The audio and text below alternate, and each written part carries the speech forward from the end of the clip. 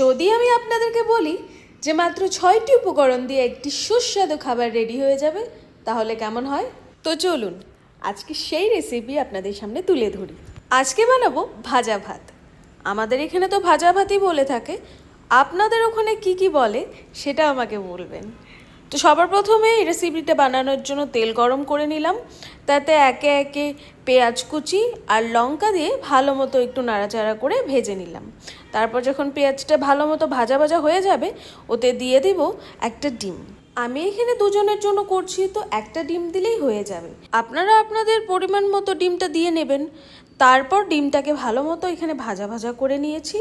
তারপর দিয়ে দিলাম একটু হলুদ গুঁড়ো আর স্বাদ মতো লবণ। সব কিছু ভালো মতো নাড়াচাড়া করে ভেজে নিয়ে তারপর এতে দিয়ে দেব রাতে বেঁচে যাওয়া ভাত। এবার ভাতটাকে কিন্তু ভালো মতো ভাজা ভাজা করে নিতে হবে। দারুণ একটা গন্ধ ছাড়ছে। এবার গন্ধ ছাড়ার সাথে সাথে বুঝে নেবেন যে আপনার ভাজা ভাত একদম রেডি। তো আর কেন ওয়েট করছেন? এবার ঢেলে নিন। গরম গরম খাবেন কিন্তু, না হলে কিন্তু ভালো লাগবে না।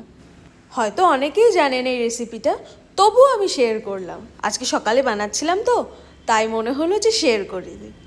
বানিয়ে বলবেন কিন্তু কেমন লাগলো। তো দেখা হচ্ছে নেক্সট ব্লগে। টাটা।